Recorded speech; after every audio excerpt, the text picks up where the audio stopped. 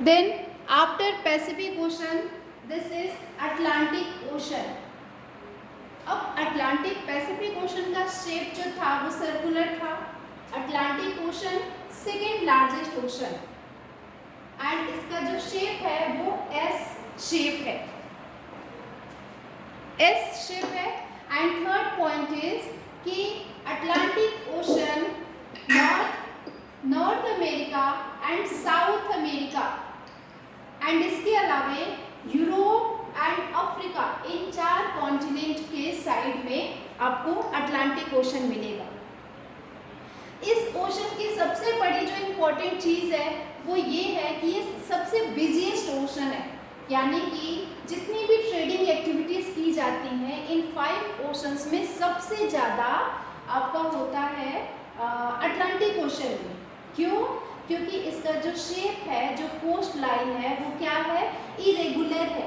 Irregular मतलब irregular and indented coastline provides.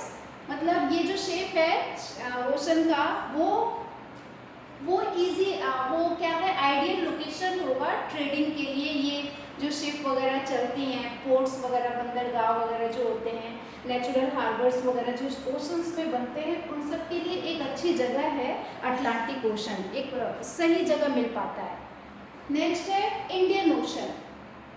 Indian ocean जो हमारे इंडिया के नीचे है, इसका नाम इसलिए पड़ा नेम्ड आफ्टर अ कंट्री. हमारे देश के नाम पे इंडियन ओशन इसका नाम पड़ा. इसका जो शेप है that is almost triangular shape है. ठीक है. और ये एशिया, अफ्रीका एंड ऑस्ट्रेलिया, इन तीनों कॉन्टिनेंट को बाउंड करती है. Asia, Africa and Australia. The southern ocean circles. अच्छा, ये तो इंडियन ओशन की बात हो गई. Fourth is southern ocean. Southern ocean कहाँ है? अंटार्कटिका के ठीक ऊपर. सदर्न ओशन सदर्न हेमिस्फीयर में है, इसलिए इसको सदर्न ओशन कहते हैं.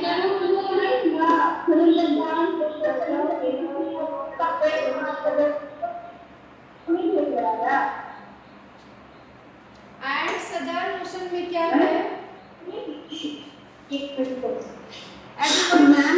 Pita, just mute your mic. I will take questions definitely, but just give me 5 minutes more.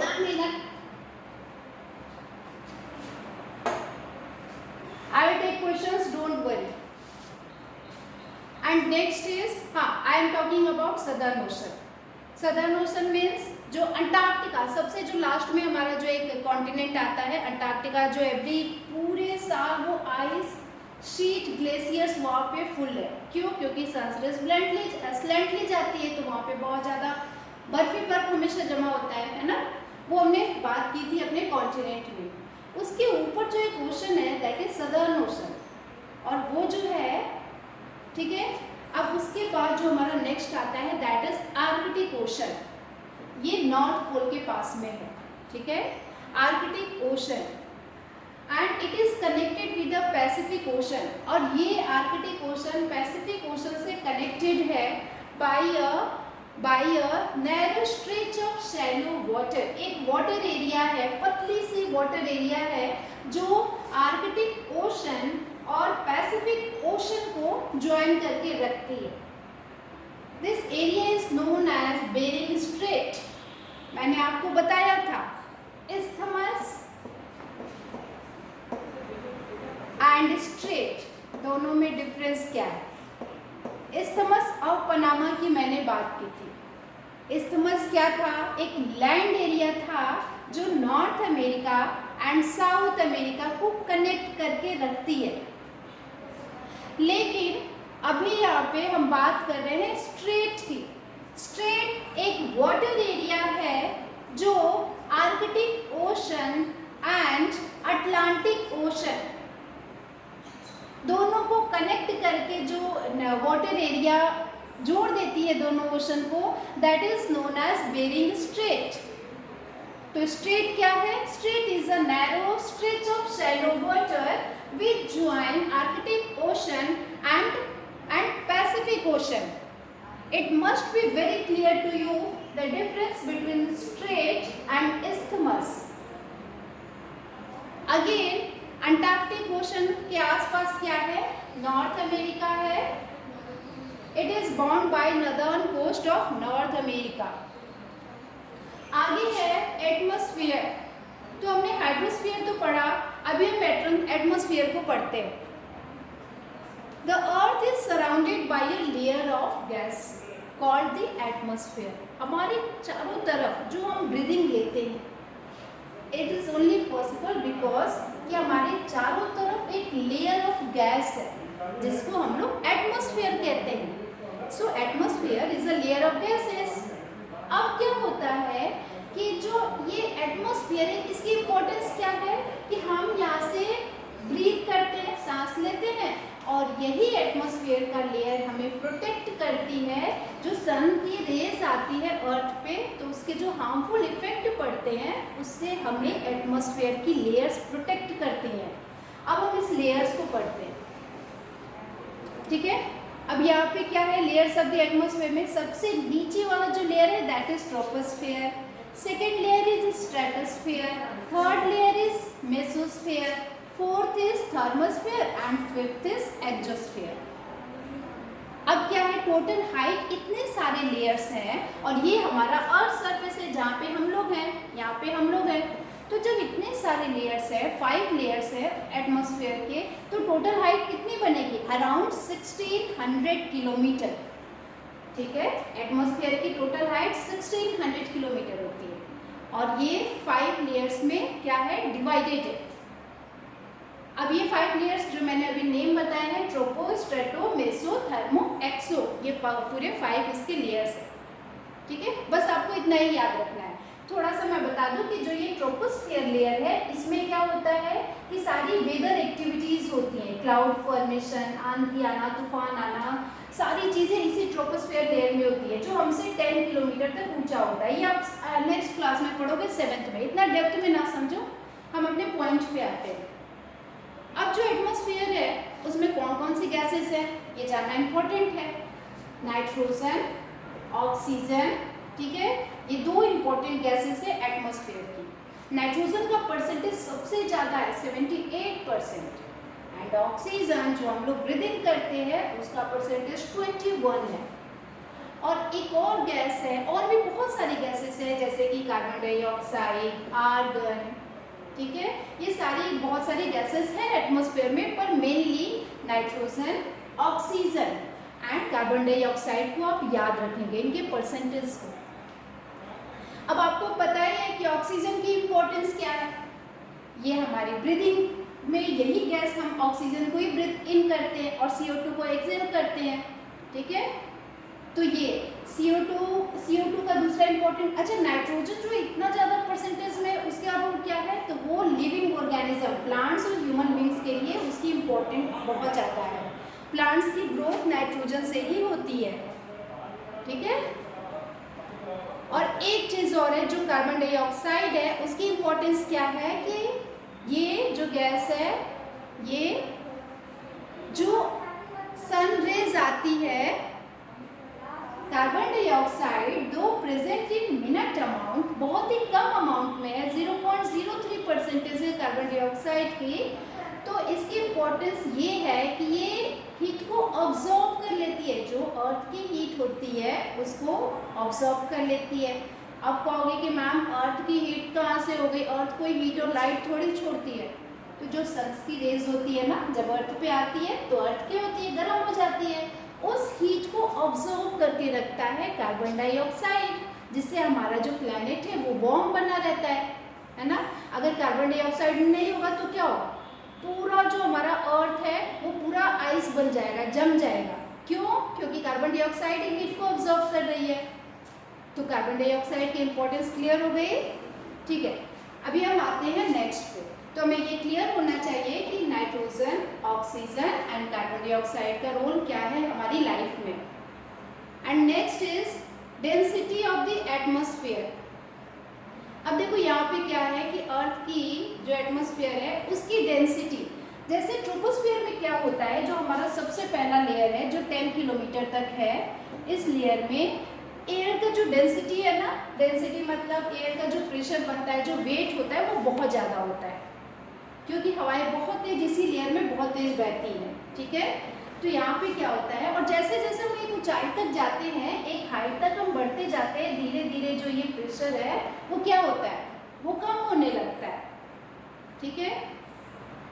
अब आगे क्या है कि सबसे ज़्यादा ये जो एयर की डेंसिटी है वो सबसे ज़्यादा कहाँ होती है, सी लेवल पे। सी लेवल का मतलब क्या होता है, समुद्र का जो अपर सरफेस है वहाँ पे सबसे ज़्यादा एयर की डेंसिटी होती है। एयर वहाँ पे बहुत ज़्यादा फ्लो करता है, स्पेस ओपन स्पेस होता है ना, तो इजीली फ्लो करता है। और जैसे जैसे हम सी लेवल से ऊपर जाते हैं, जैसे हम जाते हैं ना माउंटेन वगैरह के ऊपर, तो कितनी प्रॉब्लम आती है, सांस लेने में दिक्कत होती है ना। तो हम लोग ऑक्सीजन गैस लेके जाते हैं, वो जो सिलेंडर होता है, ऐसा क्यों, क्योंकि वहाँ पे जो है जो एयर की डेंसिटी है वो बहुत ज़्यादा डिक्रीज होने लगती है जैसे जैसे हम ऊपर जाते हैं। तभी तो जो ये क्लाइंबर्स होते हैं, क्लाइंबर्स मतलब जो माउंटेनियर्स जो होते हैं वो क्या करते हैं, ब्रीदिंग करने के लिए ऑक्सीजन सिलेंडर लेके जाते हैं। क्लियर।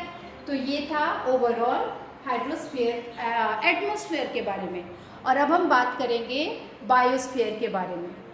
बायोस्फीयर में क्या है, biosphere is the narrow zone of contact.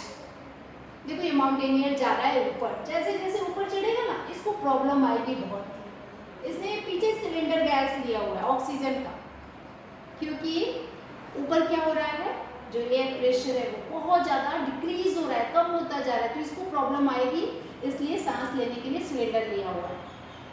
Biosphere में क्या है, बायोस्फीयर एक narrow zone of contact between land, water and air. एक ऐसा जोन है बायोस्फीयर जहाँ पे लैंड भी आती है, लिथोस्फीयर भी आता है, ये हाइड्रोस्फीयर भी आता है, वाटर एरिया भी, एंड एटमॉस्फेयर भी आता है। और इस तीनों जोन को मिला करके हम कहते हैं कि ये बायोस्फीयर है। क्लियर।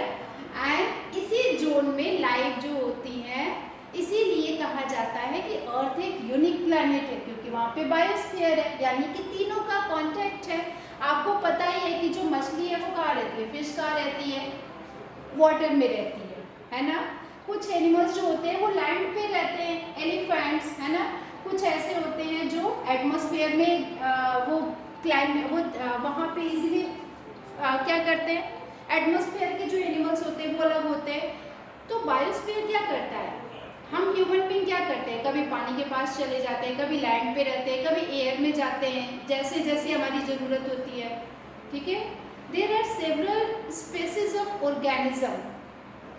अब आपको ये तो पता ही है ना कि हमारे पास कितनी सारी स्पेसीज है, माइक्रोब्स जो सबसे छोटे होते हैं ऑर्गेनिज्म में, और फिर बैक्टीरियाज वगैरह होते हैं, या फिर ह्यूज मैमल्स होते हैं। मैमल्स मतलब वो एनिमल्स जो अपने बच्चे को फीड कराते हैं, है ना। तो इन सब लोगों के लिए जरूरी क्या है, बायोस्फीयर। इनके सर्वाइवल के लिए बायोस्फीयर इंपॉर्टेंट रोल प्ले करता है, ठीक है। और फिर बायोस्फीयर में क्या है, बायोस्फीयर में जितने भी ऑर्गेनिज्म होते हैं उसको दो पार्ट में डिवाइड कर दिया गया। बायोस्फीयर में जितने भी ऑर्गेनिज्म हैं उनको दो पार्ट में, one is plant and other is animals. Animals में ह्यूमंस भी आ जाते हैं, ठीक है, यानी ह्यूमंस। तो ये हो गया, ठीक है। तो ये बायोस्फीयर को डिवीजन किया है। अब क्या है कि अब ये जो बायोस्फीयर बना हुआ है ना, अब वो वहाँ पे प्रॉब्लम क्या आ रही है कि बहुत ज़्यादा लोग क्या कर रहे हैं, फॉरेस्ट को कट कर रहे हैं।